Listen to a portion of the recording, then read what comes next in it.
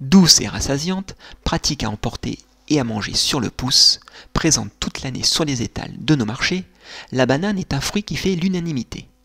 Mais est-elle aussi bonne sur le plan nutritionnel qu'elle est pour nos papilles? Je vais donc, dans cette vidéo, répondre à ces interrogations.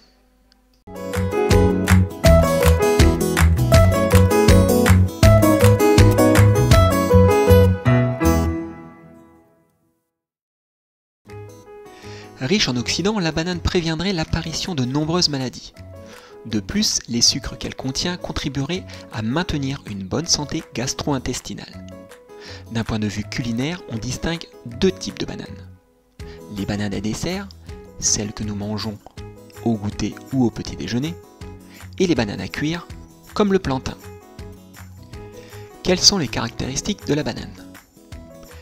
Elle a une source de fibres douces, excellente source de potassium, favorise la satiété, régule le transit, et elle est riche en vitamines, minéraux et antioxydants. La banane a un profil nutritionnel bien à elle.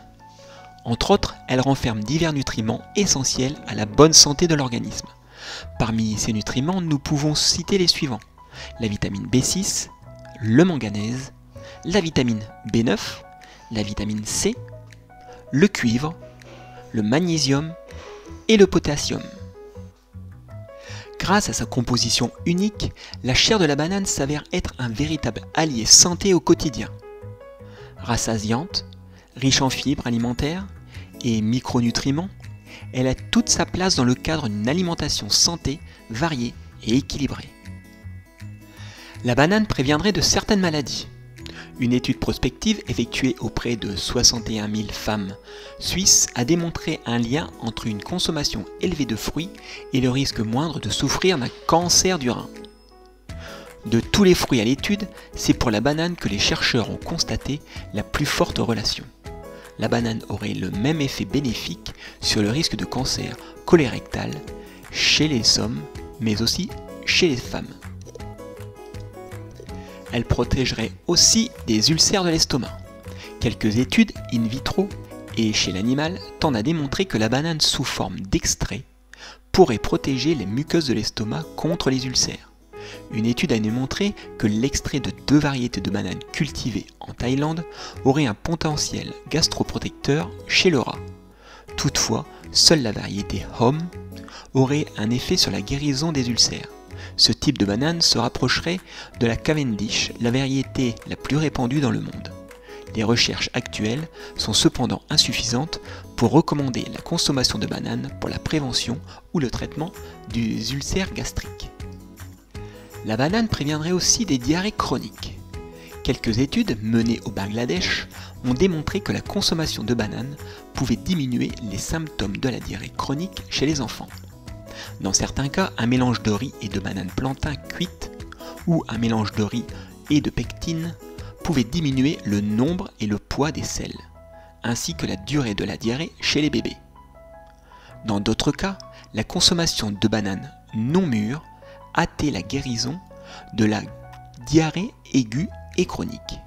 Une autre étude, effectuée au Venezuela, a démontré qu'une diète comprenant une préparation à base de bananes plantain cuites diminuait le nombre et le poids des selles, la durée de la diarrhée et favorisait le gain de poids, comparativement à une préparation traditionnelle à base de yaourt.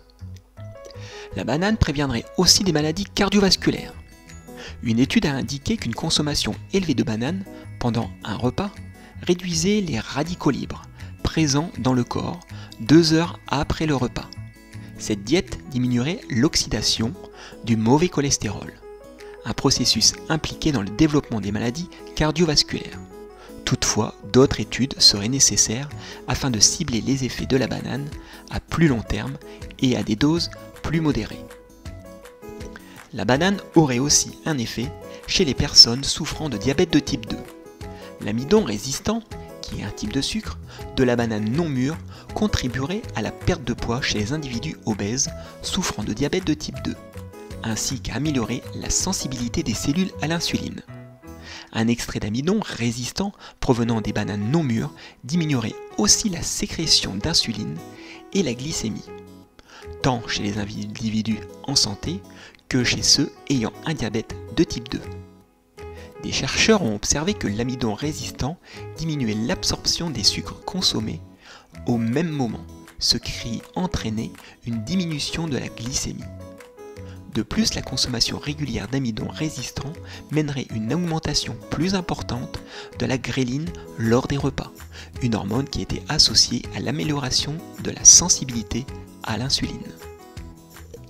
Bien que la banane ne figure pas parmi les fruits qui contiennent le plus d'antioxydants, elle a tout de même une capacité antioxydante élevée, pouvant possiblement contribuer à prévenir l'apparition de certains cancers, de maladies cardiovasculaires et de diverses maladies chroniques.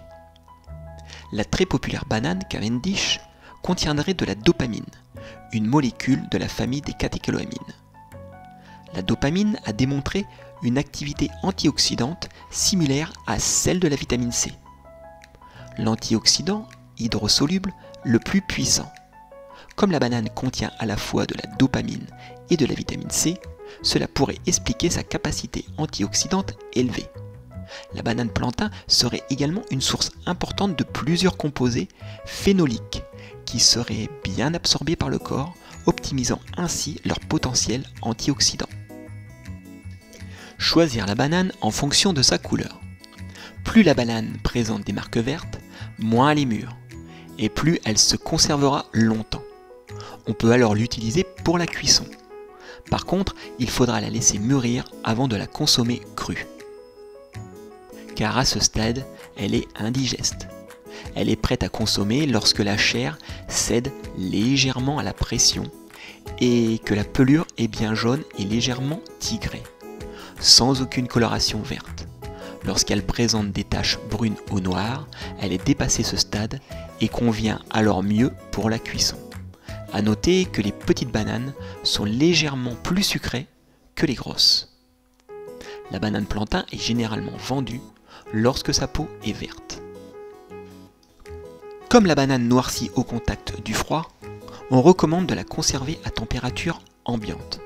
Pour hâter le mûrissement des bananes vertes, on les met dans un sac de papier brun.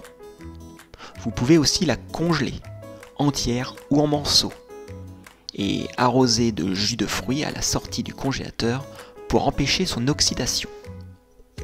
Enfin, je terminerai que bien qu'excellente pour la santé, la banane n'en reste pas moins un fruit allergisant pour de nombreuses personnes. Il convient donc d'être prudent et d'être attentif aux signes d'une éventuelle allergie orale, celle-ci pouvant avoir des conséquences graves si elle n'est pas traitée à temps.